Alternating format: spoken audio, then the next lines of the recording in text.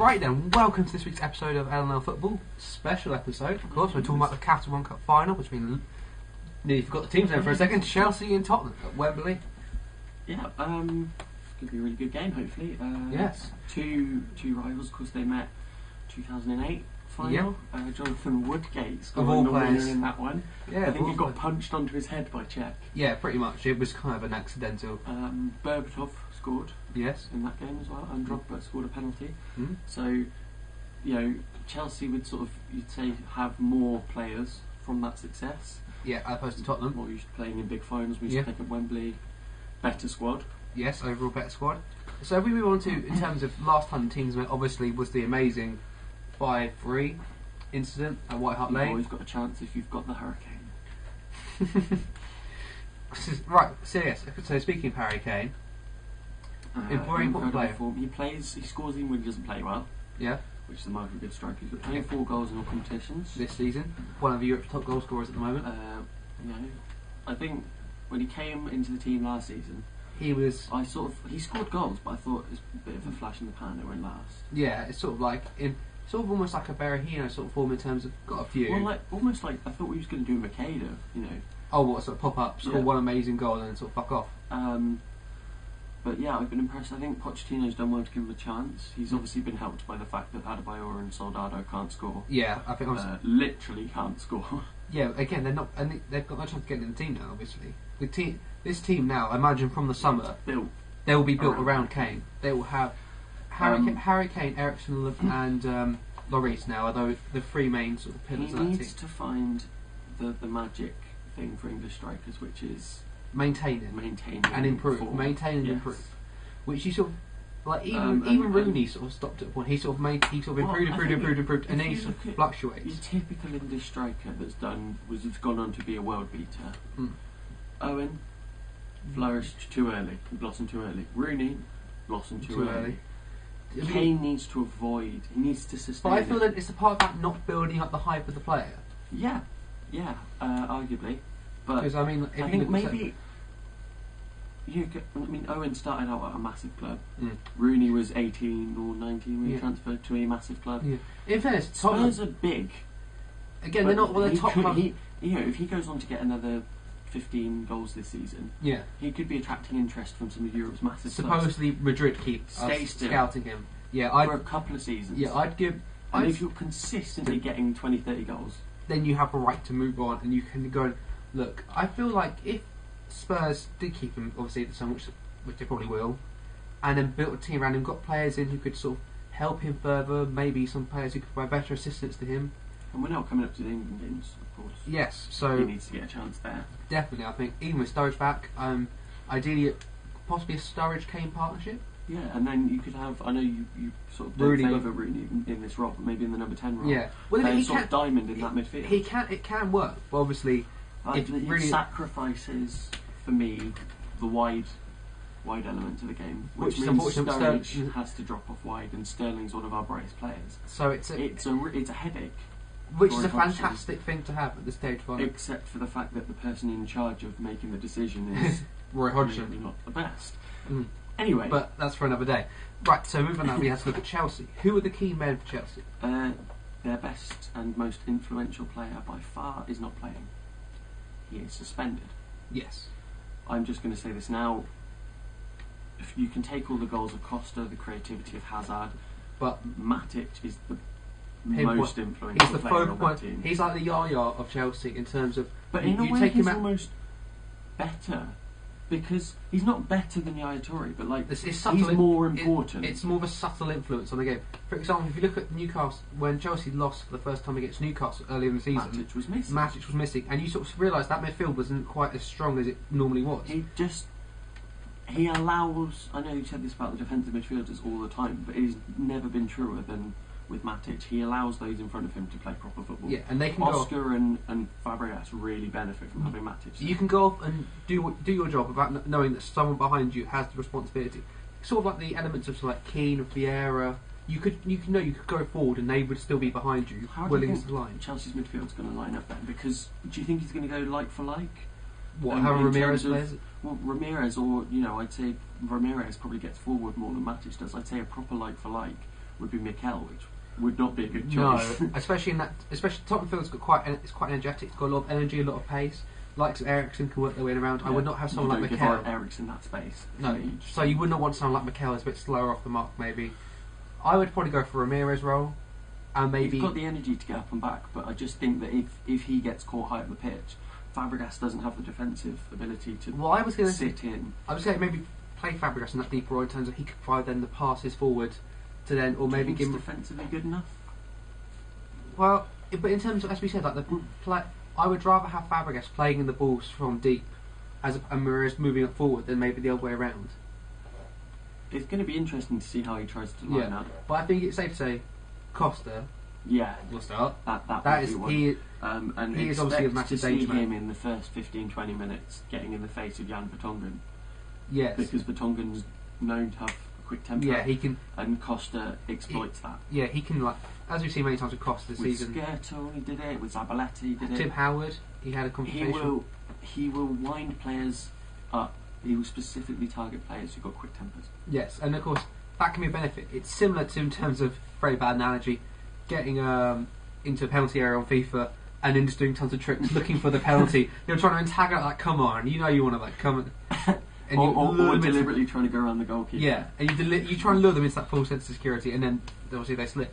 But so would you say with Chelsea as well, players like Hazard need to step up in a final? This while it's only the League Cup final, let's not forget. Well, I think he needs to deliver on a game like this. If you look at big games, Hazard has been involved in. Yeah. For Chelsea, he's almost sort of hidden away. You look at the Champions League final last season. Yeah. It was all Atletico. Yeah. And Hazard is their most talented player in terms of actual, ability on the ball, attacking ability. What's that? Where are you going with this? Champions League final last season, all Atletico. Hazard was. Yeah, so what I'm saying is he needs to step up in games like that. Yeah. And he didn't do it then. For a second I thought you were implying Hazard was playing for Atletico. And I was like, Rory, you got this right. He needs to step up in big games. You look at, and I know they won it, but Liverpool, Chelsea at Anfield last season. Yeah. And even though they won, he was virtually anonymous in a game where they just defended. Supposedly he's claimed he's asked for a 360 sort of shin pad to help protect his legs further, because he is the most like fouled and kicked out player in the league at the moment. So do you reckon maybe that the league is maybe a bit too physical for him at times, like in terms of the rough challenging? I do think it's very easy to kick Eden Hazard out of the game. I wouldn't, ever condone that kind of. No, football. You don't. Yeah, it's not. But there's a way to be physical with Hazard and get him out of the game without fouling him. Yeah, there's a more tactical way of doing it. Look at in certain games against a good right back, players like him. You look at Neymar against City the other night. Yeah, Zabaleta had him in his pocket. Yeah, he was physical with him. He didn't foul him much. No. It's not about that. Zabaleta's a very clever right back. Yeah. Spurs in the right back department aren't great. We're assuming that Hazard's going to play left wing. Yeah. So then in the case, really, you're looking at Walker to line up against him. Who's got the pace, but I don't know if he's physical enough or defensively tactical enough. No, I feel that could be an area where Hazard can have a lot of fun. He does need to step up in this game. He needs to prove that he can play well in big games. Yes. Again, as we said, while this may only be the League Cup final, it's a final nonetheless, and a trophy chosen. And Jose Mourinho's saying, "We've got to go for it." Yeah. You need to stamp this team needs to stamp its authority and sort of go, we're here to win everything. This is massive for Spurs because they're not going to win anything else this season. Yeah, this is sort of their final. They're out of Europe now. Yeah, as of yesterday. Incidentally, having played in Europe, going into this is going to be a big ask for them, I think. Do you reckon maybe his team selection on Thursday was influenced at all in any way by this weekend? Probably. Would you obviously try and rest? He left Eriksen out of the starting lineup against West Ham in a game where they were very, very poor. Yeah, lucky to come over then. Yeah, I felt so sorry for West Ham in that game. Both their goals. You even look at the first one, Adrian makes a huge error. Yeah, Adrian was so unlucky with the West Ham penalty because I was watching it at the time, and usually last kick of the game, obviously a penalty against you, very soft penalty as well in my opinion. But and again, Adrian saves it, and it's just so unlucky with that sort of rebound out back to Harry Kane. Yeah, it's real unlucky. So, but yeah, Spurs are not in great form, but Chelsea will be disappointed by the result last week. Matic is out. It's looking like it's going to be a very difficult game. Yeah, it's going. Yeah, because while you would assume Chelsea could go and dominate, you also have to look at the previous time they played, and also players like Harry Kane and Eriksen, who can suddenly change a map like that and provide a sudden goal out of nowhere. I think Spurs' fitness is better than Chelsea's as well. Although that will be affected by obviously the midweek Thursday. And the midweek game. If you look at Chelsea's game last weekend against Burnley, very controversial game, obviously. Yes, but I think they weren't able to see the game out because of playing in midweek. Yeah. They haven't played since then. No, obviously they've had a rest. I think that will give them an edge. But Spurs are known. Pochettino did a lot with fitness training with them over the summer, and they're known to keep fighting until the end. They've got, I think, so many late goals, late winners, or late equalisers. Mainly from Eriksen. In the league this season. My bad. If it goes to extra time, which it could quite easily do, yes, you'd almost say Spurs might have the edge in terms of fitness. Courtois has never faced a penalty shootout in his career, so we don't know what his penalty capabilities are massively like. It all depends on which Spurs turns up. Defensively, they're not good enough. Chelsea will score. So you can make that prediction now? Chelsea will score a goal. It's about whether they can respond. You need to look at Chadley's gone off a bit. He started the season with quite good form. Yeah, scored a few goals. Lamella hasn't. This season he has been given the chance. He had a sort of peak in the middle of the season, sort of like November, December time, but it sort of fades away. Struggling again. Their attacking players need to step up. And Dembele is another one. You look at Dembele, I've seen this in punditry. People say he gets to the edge of the box with such drive and he beats players, and then he just looks to pass it. Just be selfish. In those situations, every now and again, you need to have that. Why not? You need Ask to have the that cutting edge. of Courtois. Yeah, you need to have that cutting edge. So, if we had to go ahead now and predict the outcome of the match, that is a very tough one. What would you say?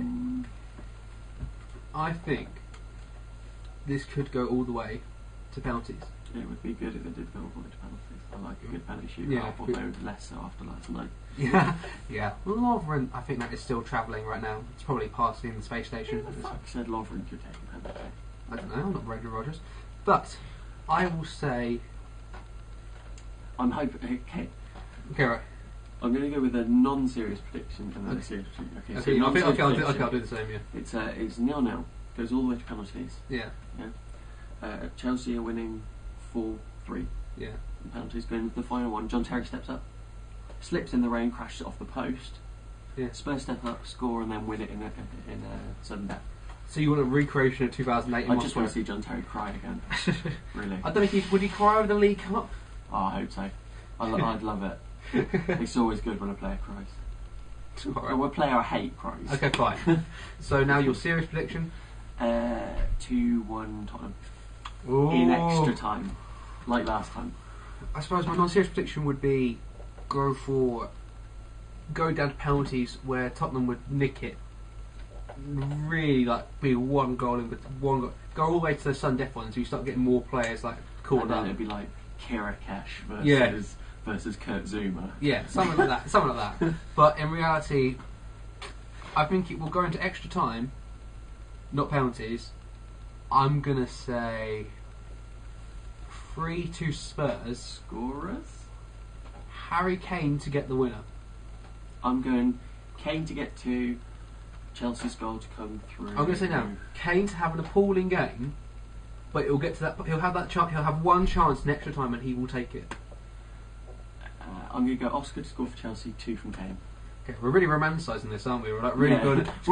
We're massively behind Spurs. We don't want Chelsea. We hate Chelsea. Yeah. A little bit of independent bias. Yes. Apologies to Chelsea fans for alienating you, and if you go on to win this, then please feel free to goad us with your comments. Yeah, because we got knocked out by MK Dons. Yes, and we lost to you in the semi-finals. But personally, the semi-finals actually given me more incentive to want Chelsea to lose because, we won't go into that. But that game was full of controversy. So thank you very much for watching our Capital One Cup final special. So, what do you think your predictions will be? So, write them down in the comments below. Comment, like, subscribe, all that jazz. And thank you very much for watching again. Bye. Bye.